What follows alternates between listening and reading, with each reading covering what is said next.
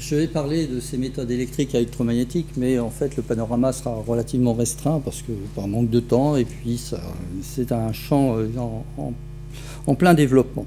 Donc je vais moi me baser principalement sur les mesures électriques, et puis je basculerai de temps en temps sur les mesures électromagnétiques, simplement dans l'aspect précurseur d'éruption, pour vous montrer et surtout vous convaincre que ces phénomènes électriques ou électromagnétiques peuvent apparaître avant les éruptions et parfois avant des déformations ou la sismicité, ce qui est un élément essentiel et qu'on ne considère pas assez actuellement.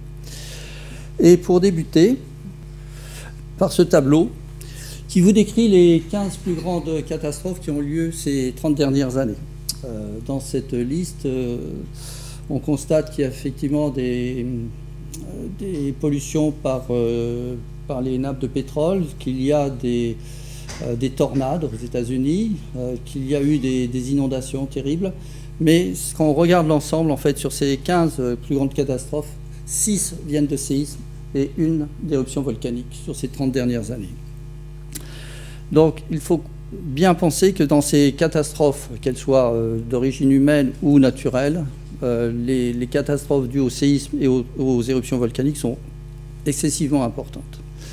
Je vais simplement rappeler le coût apporté par ces catastrophes dans 4 cas.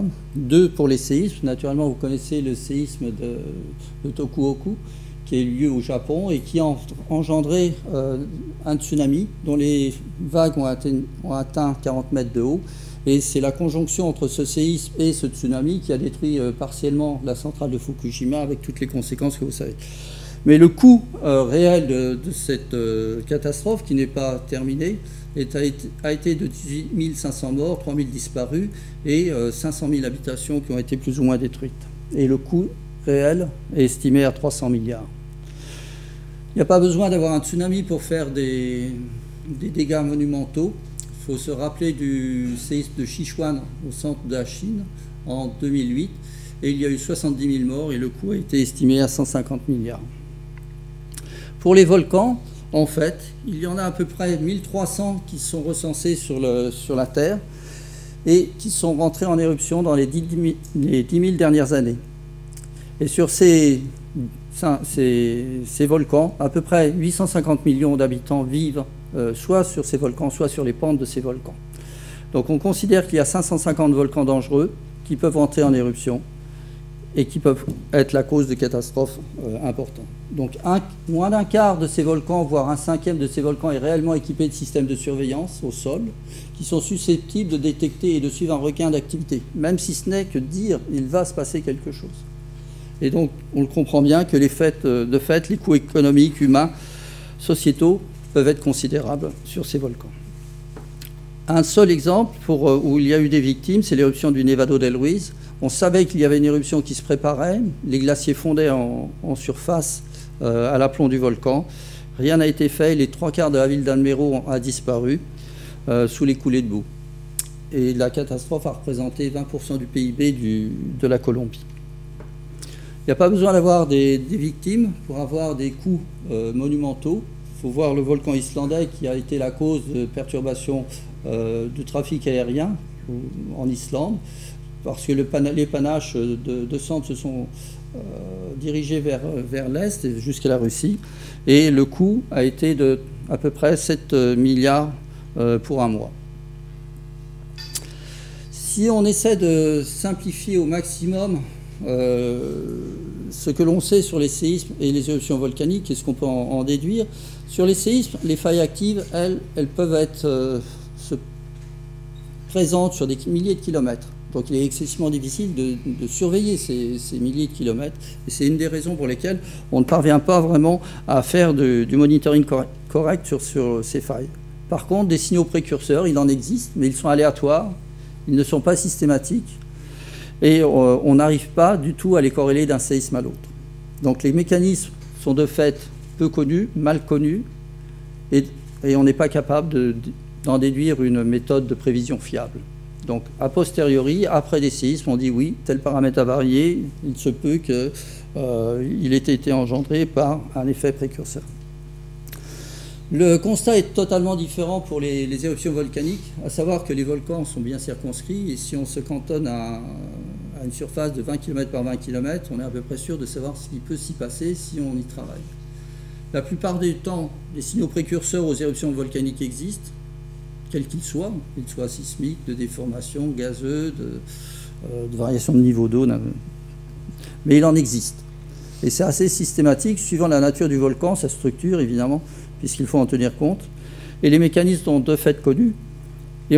Mais ce qui reste à faire sur les volcans, c'est qu'on n'est pas capable pour l'instant de savoir ce qu'il va se passer dans le futur proche, à savoir quelle est l'évolution d'une crise ou quand elle va se terminer. Donc c'est un constat qui est encore délicat et sur lequel on travaille beaucoup.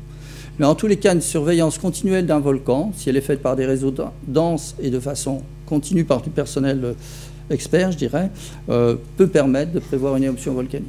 Il faut simplement s'en donner les moyens.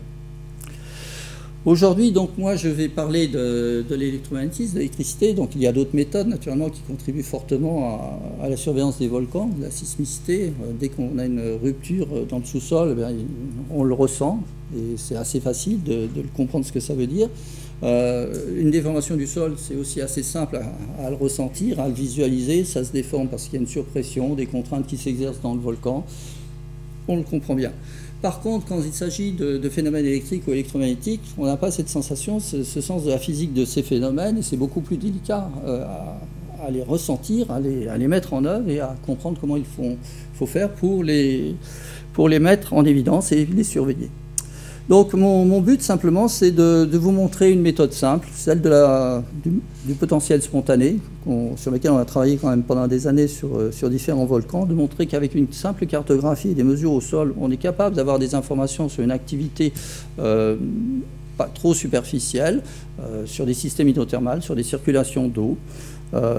Et je vous prendrai comme exemple la montagne Pelée, le Miyake-jima, qui est un volcan au Japon. Ensuite, je vous décrirai sur des mesures continues des aspects précurseurs de signaux électriques sur le piton de la Fournaise à La Réunion. Et puis, je vous décrirai, mais brièvement, cette fois-ci sur des phénomènes électromagnétiques, l'éruption du Miyake-jima en 2000 au Japon. Et enfin, je prendrai un peu de hauteur aussi, en parlant de la mission Déméter qui a permis d'avoir des idées nouvelles sur ce qu'on pouvait faire sur les volcans. Donc voilà, une méthode simple. Eh bien, que fait-on? On prend une électrode impolarisable, c'est-à-dire qui n'induit pas d'effet secondaire au niveau du sol, et puis on la implante dans le sol et on déroule un câble progressivement le long de cheminement. Et on mesure ce potentiel statique qui va refléter une image à un instant donné du potentiel sur un volcan. Donc c'est le graphe qui est ici, où vous voyez qu'on a des anomalies relatives négatives par rapport à cette référence. Elle traduit des zones faillées dans lesquelles s'infiltre de l'eau, et puis brutalement des remontées de cette anomalie, ce qu'on appelle une anomalie positive, qui est très bien corrélée dans ce graphe avec des anomalies de température. En fait, c'est parce que simplement on passe la frontière d'un champ géothermal sur ce volcan qui est le volcan Taal.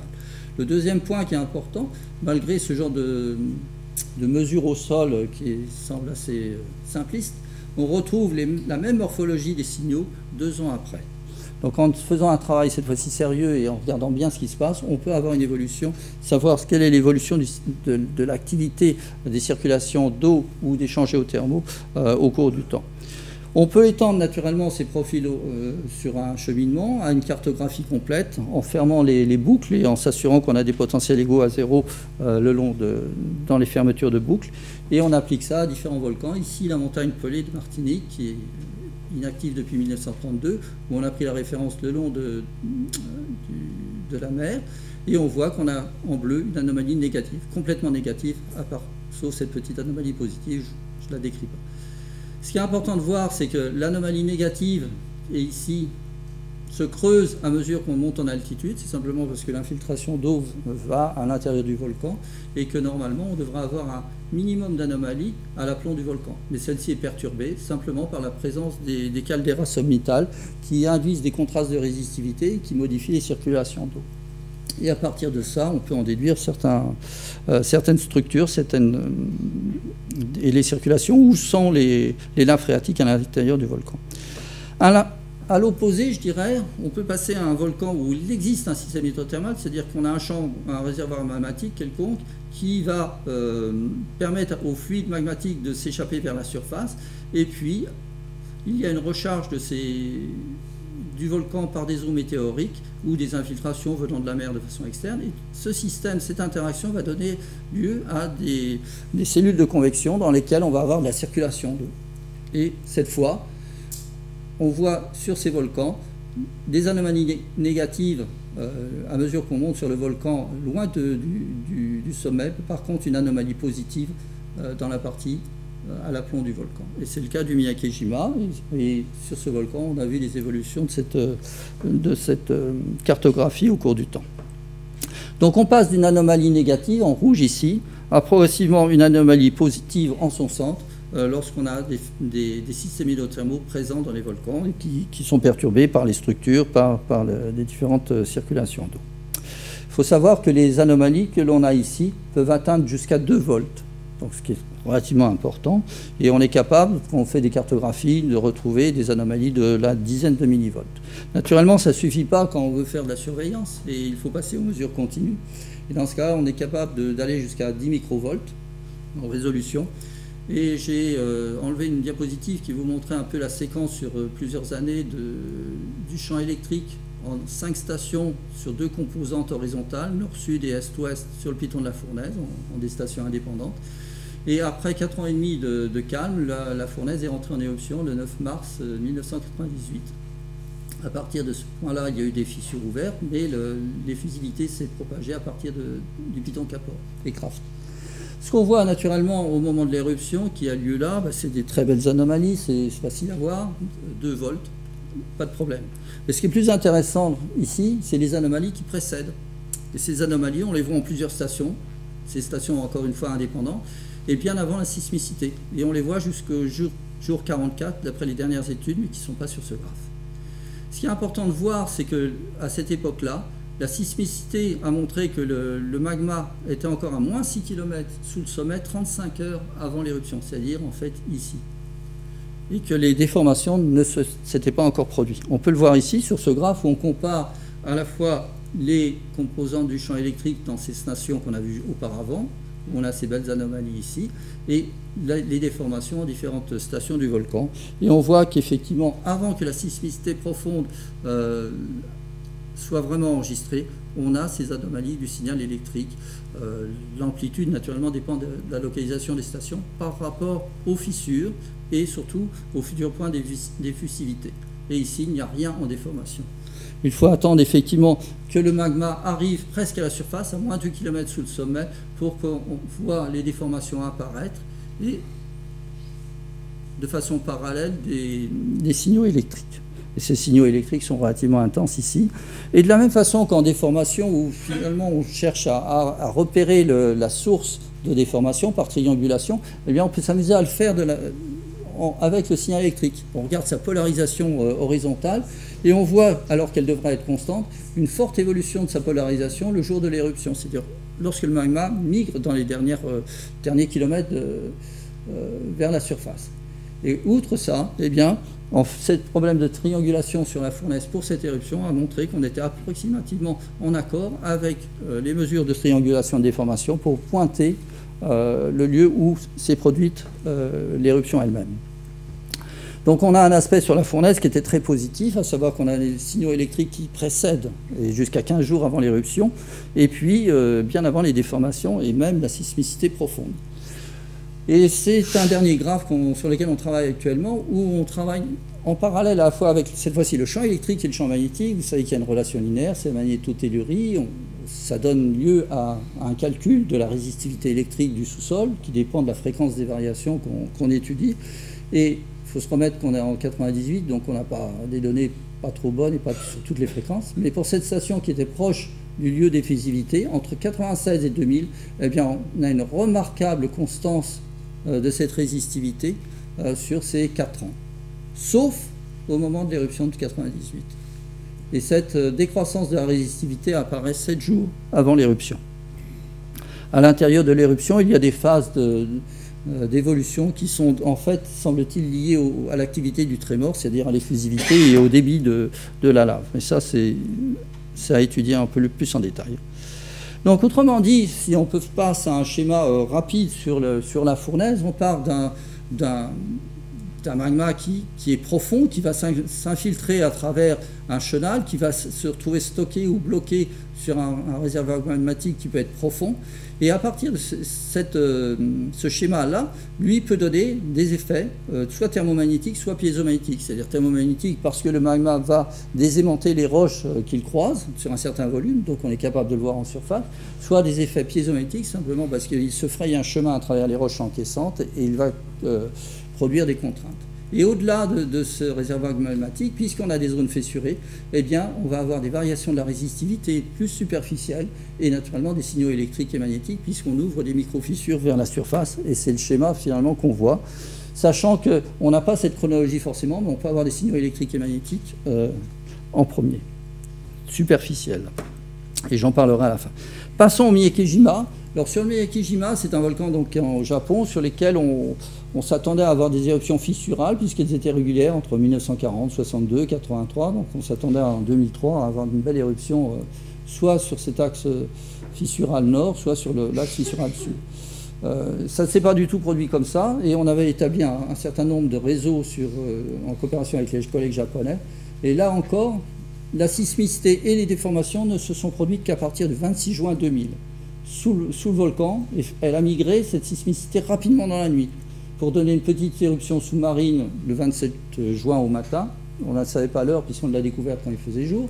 Et puis la sismicité s'est propagée vers les différentes îles pour revenir en fait à partir du 4-6 juillet sous le volcan et donner lieu à l'éruption le 8 juillet seulement.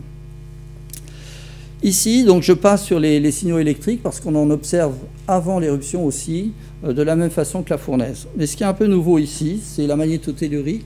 Donc les données sont anciennes et naturellement elles sont dispersées, malheureusement. Mais on voit que pour la station qui est au sommet de ce volcan, là encore, entre 1996 et 2000, on a une certaine constance de la résistivité, hormis la phase terminale en 2000, avant l'éruption. Si on zoome sur la première partie de l'année, on voit qu'effectivement à partir du 16 juin, on a une diminution de la résistivité électrique en cette station, qui est très claire sur ce schéma pour les derniers jours, avec une phase de relaxation après l'apparition de l'éruption sous-marine.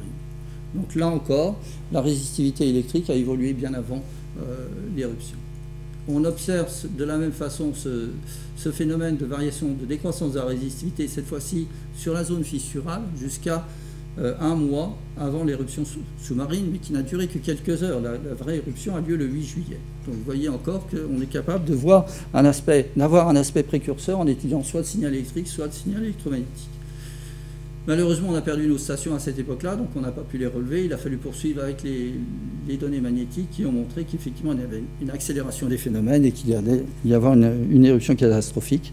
Et en fait, cette éruption, elle est arrivée au sommet. Au sommet. Et pourquoi? On avait ce système hydrothermal ici qui est en profondeur, donc vous voyez les traits verticaux qui représentent ses limites et qui était coincé finalement dans le cratère le plus petit. Et qu'est-ce qu'on a observé pendant les mois précédents? À l'instar finalement d'avoir une anomalie de polarisation spontanée, ce qu'on a vu tout à l'heure, où on s'attendait à ce qu'elle croît au centre et puis se dire « Ah oui, il va y avoir une belle éruption ». Non, ce n'était pas le cas. Il s'est produit justement des anomalies négatives aux parois de ce cratère qui ont lentement évolué vers des anomalies faiblement positives. Et ça n'est que quelques jours avant qu'on a compris qu'effectivement, ces zones, ces interfaces de cratères servaient de lubrifiant à ce qui allait se produire, c'est-à-dire la formation d'une caldeira au sommet de ce volcan, qui était engendrée et qui s'est formée en moins de 4 minutes. Donc un scénario tout à fait différent, mais en combinant à la fois électricité et électromagnétisme, on a pu juger qu'il y avait une incompatibilité entre les décroissances de résistivité en profondeur et ce qu'on observait à la surface avec ces anomalies de PS. Maintenant, je voudrais passer aux données de Déméter. Donc Déméter a été un satellite lancé par le CNES, une très belle opération avec un microsatellite donc, qui a fonctionné entre juin 2004 et décembre 2010. Il a été arrêté en 2010, dommage. Et il était fait à la fois pour étudier l'ionosphère et aussi les tremblements de terre. Et nous, ce qui nous a intéressé, c'est de regarder si effectivement l'activité volcanique pouvait être perçue au niveau de l'ionosphère et engendrer elle-même des perturbations dans l'ionosphère. Alors, il y avait différents capteurs. Ce qui est important de voir, c'est qu'il n'y avait que 14 orbites par jour parcourues par ce satellite et que l'espacement entre deux orbites à l'équateur était de près de 3000 km. Ça voulait dire qu'effectivement, s'il y avait un volcan au milieu, le satellite ne pouvait pas voir grand-chose. Donc, on a constitué une base de données qui a été la suivante. On considérait que les effets transitoires, parce que le satellite est capable de voir que ça, entre moins 60 jours à plus 15 jours après l'éruption. En général, les phénomènes transitoires qui s'amplifient sont dans cette période. Et d'autre part, on a considéré deux distances, donc deux seuils de fenêtres temporelles sur lesquelles on étudiait les anomalies pour des indices d'explosivité de 1 ou supérieur, c'est-à-dire suivant la puissance de l'éruption à venir. En fait, ce qu'il faut voir là-dedans, c'est que finalement, avec la vitesse du satellite de 7,4 km par seconde, la zone visible, la zone sur laquelle on pouvait simplement travailler n'était qu'au mieux que de 4 minutes qu'on considérait une longueur de 900 km sur la longueur d'orbite. Donc finalement, on allait à la pêche malgré tout, et ce n'était pas une étude systématique. Donc ce qu'on va montrer maintenant, c'est simplement le minimum des anomalies qu'on aurait pu voir si on avait une couverture beaucoup plus dense. Et malgré cela, finalement, entre août 2004 et décembre 2010, il y a eu 136 éruptions qui ont été observées sur 73 volcans, et 57 d'entre eux ont donné lieu à des anomalies dans l'ionosphère. Et sur ces 57 volcans, il y a eu 89 éruptions. Et donc plusieurs éruptions sur différents volcans. Et au total, on a repéré 269 anomalies qui ont été associées à ces 89 éruptions. Donc en moyenne, 3 par éruption. Voici un exemple d'anomalie où on a une anomalie uniquement dans le champ électrique, pas dans le champ magnétique, et puis des anomalies dans la densité et température électronique ou ionique. Et le graphe le plus important finalement qui ouvre en ce moment des études est celui-là. Ici sont représentés par période de 15 jours, entre moins 60 et 60 jours avant l'éruption et plus 15 jours après l'éruption, le pourcentage d'anomalies qu'on voit. Et ceci est indépendant de l'agitation du champ magnétique, ça a été vérifié amplement. Mais ce qu'on voit surtout, c'est que le maximum a lieu entre moins 30 jours et moins 15 jours. Alors qu'on s'attendrait à ce que finalement les phénomènes transitoires s'exacerbent et soient maximum juste avant l'éruption. Qu'on ait une croissance de ces anomalies, ce n'est pas le cas. Et donc ça a été un des points que je vais vous décrire après et qui ouvre un champ sur les phénomènes électriques et sur la compréhension un peu de ces mécanismes.